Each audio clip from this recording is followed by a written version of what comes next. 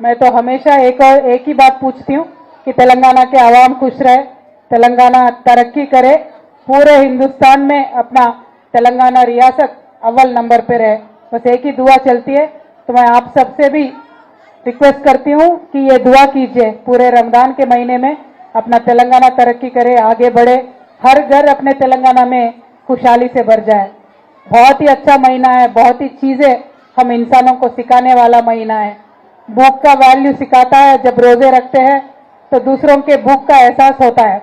जब अपने आप को रोकते हैं खाने पीने से तो एक हिम्मत बढ़ती है, एक स्ट्रेंथ मिलती है, एक कैरेक्टर बढ़ता है। तो बहुत ही अच्छा महीना है जो एक कैरेक्टर बिल्डिंग सिखाता है हमको। और बाकी तेलंगाना में आपको पहले से ही मालूम है कि हम हिंदू, मुस्लिम, सिख, ईसाई सारे लोग मिलजुल के एक भाईचारगी के साथ हम लोग यहाँ रहते हैं। हमें फिरका परस्ती के लोगों से उनसे कोई लगाव कभी था नहीं, आगे चल के भी इंशाल्लाह नहीं रहेगा। क्योंकि आज पूरे हिंदुस्तान में जिस तरीके का एक माहौल बन रहा है, जिस तरीके का एक नफरतवार फिजा खराब करने की कोशिश हो रही है, उसको रोकना हम सबकी भी जिम्मेदारी है। आप सब लोग जानते हो कि 10 साल से जब से तेलंगाना बना है, आज तक केसीआर साहब जब तक हुकूमत में थे, हमने एक भी कम्युनल वायलेंस होने नहीं दिया। लेकिन 15 महीनों में जब से कांग्रेस सरकार आई है, तब से फिजा बदल गई है। ऐसा हालत है कि सीएम साहब तो हमेशा फ्लाइट मोड में रहते हैं। वो 40 बार अब तक दिल्ली जा चुके हैं, लेकिन 15 महीनों में यहाँ हर एक महीने में एक दंगा फसादात कहीं ना कहीं हुआ है।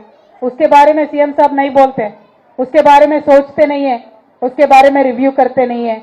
जयनूर जाके आई थी परसों में, आसिफाबाद में जयनूर में दंगे फसादात हुए। बहुत ही बुरी बात है, दर्दनाक बात है। 3-3 महीने तक वहां इंटरनेट बंद था।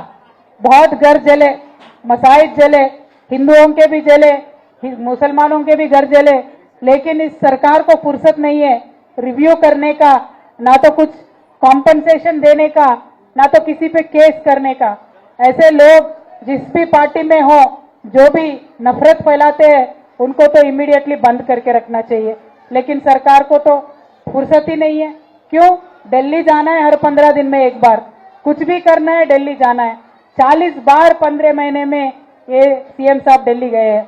यानी मैं इतना ही आपसे कहना चाहती हूँ कि जो केसीआर साहब के तेलंगाना बनने के बाद जो भी प्रायोरिटीज थे, जो भी सोच थी, वो अब इस सरकार में नहीं है।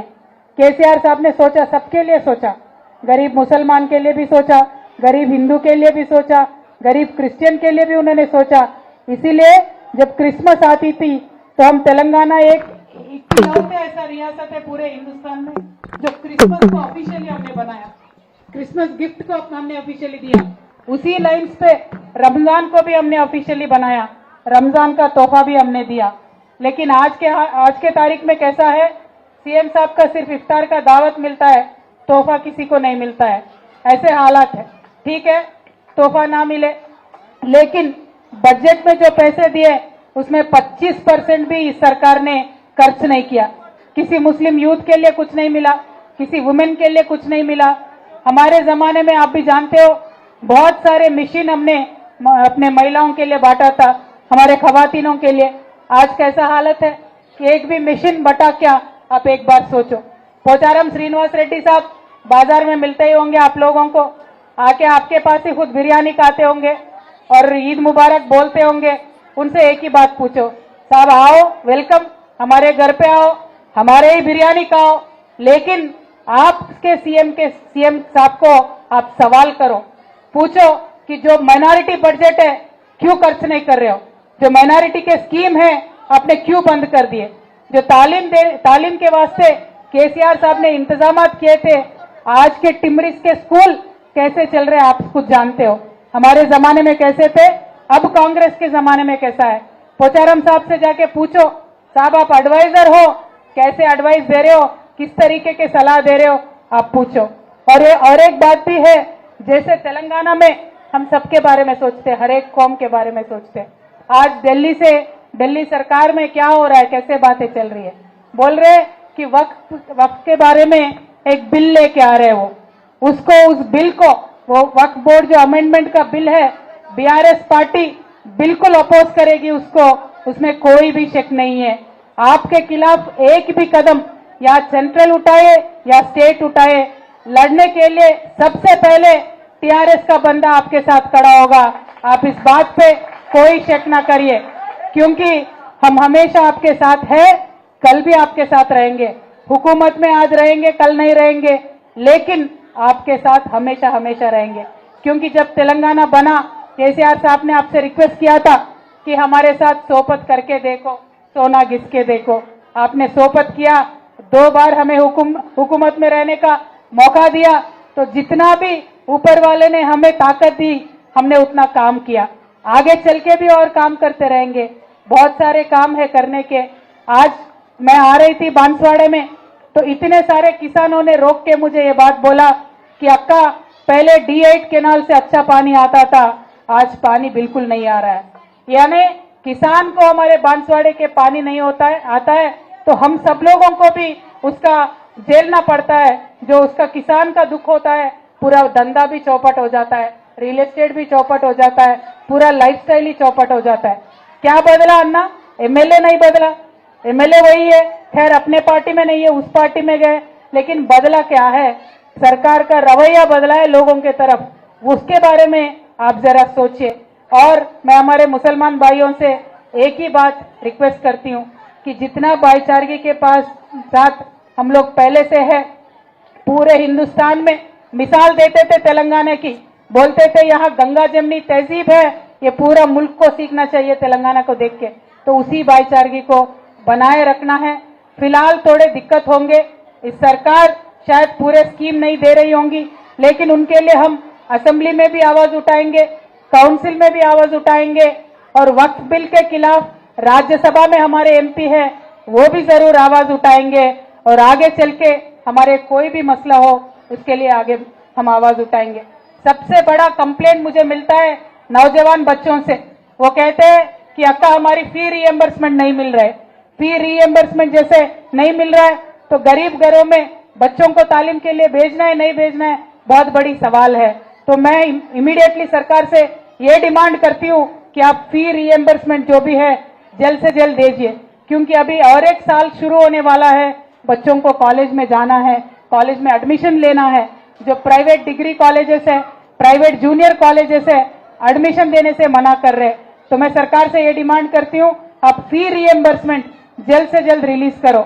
और हमारे जो केसीआर साहब ने हमारे माइनॉरिटी मुस्लिम बच्चों को बाहर के देशों में जाके पढ़ने के वास्ते स्कॉलरशिप स्कीम दिया था, आज सरकार आने के बाद 15 महीने हो गए, एक भी बच्चे को एक भी रुपया आज तक स्कॉलरशिप के लिए पैसा नहीं दिया गया।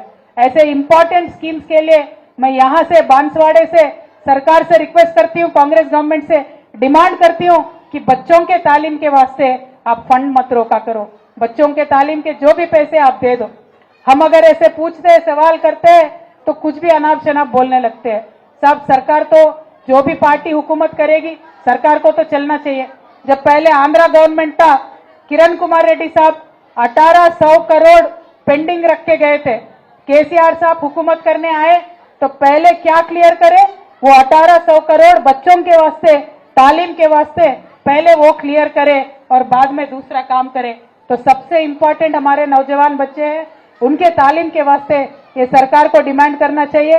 और पोचारम श्रीनिवास रेड्डी साहब से भी मैं डिमांड करती हूँ, आप कांग्रेस में गए, आप एडवाइजर है, आपका कैबिनेट रैंक है, तो आप इमीडिएटली सीएम साहब से बोलो और ये बच्चों के तालीम के वास्ते जो भी पेंडिंग फीस है उसको इमीडिएटली रिलीज करने लगाओ। और हमारे बहनें यहाँ पे है, अगर उनके बारे में मैं नहीं बोलूंगी तो वो तो नाराज हो जाएंगे। हमारे खवातीन जितने भी यहाँ मौजूद है, आप तो जानते हो वोटिंग के टाइम पे, इलेक्शन के टाइम पे कांग्रेस ने क्या बोला कि शादी मुबारक में केसीआर साहब सिर्फ 1 लाख रुपए दे रहे कल्याण लक्ष्मी में, शादी मुबारक में। अगर हम हुकूमत में करने आएंगे तो 1,60,000 रुपए అంటే 1,60,000 रुपए देते, उसके साथ 1 तोला सोने का जेवरात भी देते बोल के बोले थे। मिला क्या किसी को 15 महीने में? किसी को मिला क्या 15 महीने में? अब ये बात जाके हमारे पोचारम श्रीनिवास रेड्डी साहब से पूछो, आप क्यों नहीं दे रहे सोने के जेवरात? क्यों बोले? अगर दे नहीं सकते तो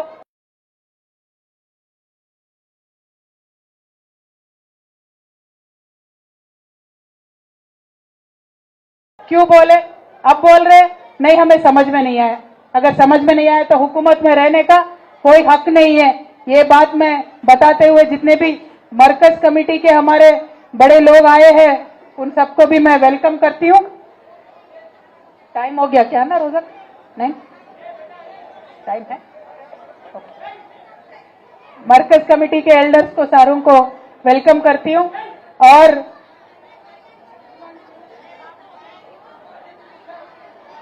ओके ना, हमारे जुबैर भाई है यहाँ पे बांसवाड़े में, सीरियसली स्ट्रांगली काम कर रहे हैं।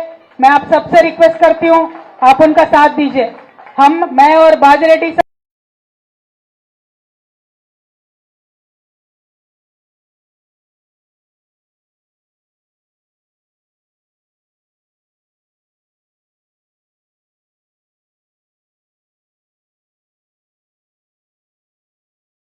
दोनों भी यहां तक हैदराबाद से, और आयशा मैडम, सुमित्रा मैडम, हमारे रजाक भाई, महमूद भाई और हमारे जितने भी यहाँ लीडर्स हैं जो सारे लोग, नहीं मोची गणेश, संपत गौड़, हम सभी लोग बाहर से हैदराबाद से जुबैर भाई को सपोर्ट करने के लिए यहाँ तक आए हैं और वो आगे चल रहे। पहले जब वाइस चेयरमैन भी थे बहुत सारा काम उन्होंने किया, आगे चल के भी काम करने के लिए उनके साथ आप सब चलिए। पार्टी भी उनका सपोर्ट में यहाँ रहेंगे। और बांसवाड़ा में हर बच्चा, हर एक कोई शख्स आज तक मुझे मिला वो एक ही बात बोल रहा है कि अक्का एमएलए साहब गए, हम नहीं गए, हम केसीआर साहब के साथ है। तो ये सुन के मुझे बहुत अच्छा लगा। కోటగిరి ఎక్స్ జెడ్పీటీసీ కిషన్ గారు, ఎంపీపీలు, జెడ్పీటీసీలు చాలా మంది మా అక్క చెల్లెలు ఉన్నారమ్మా. అందరికి కూడా కిషన్ అన్న నమస్కారం. కాన్స్టిట్యున్సీ నుంచి వచ్చినటువంటి మైనారిటీ నాయకులందరూ కూడా ఉన్నారు. తానుబాయి గారు, ఆజిమ్ బాయి గారు, అన్న నీ రైటింగ్ అర్థమైతే లేదు, ఫారూక్ భాई, समी भाई, इशाक भाई, गौस भाई, अजीम भाई, नीचे वाला क्या है नाम, बांसवाड़ा कॉन्स्टिट्यूंसी के हमारे सारे माइनॉरिटी है और हमारे नवीद है जो जिनके साथ काम करते हैं, हमारा एजाज है और बहुत सारे यहाँ नौजवान बच्चे, सबसे मिलना जुलना है। सबका नाम, सबके नाम लेते जाएंगे तो पूरा इफ्तार का टाइम भी हो जाएगा। इसीलिए सबको, हर एक बीआरएस पार्टी के लीडर को, कैडर को, हर एक जो शख्स केसीआर साहब से मोहब्बत करता है उन सबको भी मैं सलाम करते हुए एक ही बात बोलूंगी, बांसवाड़ा बीआरएस का अड्डा है। बांसवाड़ा किसी का, बांसवाड़ा सिर्फ और सिर्फ बीआरएस का अड्डा है। लीडर आते जाते रहेंगे, लोग बांसवाड़े के हमेशा बीआरएस पार्टी के साथ है और साथ रहेंगे, मैं ऐसा उम्मीद करती हूं। और आगे लोगों का साथ लेने के लिए यहाँ के मसाइल भी, मैं आपका भी एमएलसी हूं बांसवाड़े से, यहाँ के लोकल बॉडी के लीडर्स ने वोट डाल के मुझे जिताया तो मैं यहाँ के भी एमएलसी हूं, इसीलिए यहाँ के मसाइल भी मैं काउंसिल में आपके तरफ से जरूर उठाऊंगी, जरूर बात करूंगी और आपके लिए काम करूंगी। आगे चल के जुबैर भाई को साथ में लेके चलेंगे, अच्छा उनको भी हिम्मत देंगे पार्टी के तरफ से। ये बात कहते हुए वापस एक बार मैं आप सबको इस पाक महीने का, रमजान महीने का बहुत बहुत मुबारकबाद देती हूं और इस महफिल में शामिल होने का मुझे जो मौका दिया, जुबैर भाई ने इतना अच्छे से इंतजामात किया, सारे हमारे मरकज कमेटी के बुजुर्गों को बुलाए, आपका बहुत बहुत शुक्रिया अदा मैं करती हूं। Thank you. जय तेलंगाना, जय केसीआर।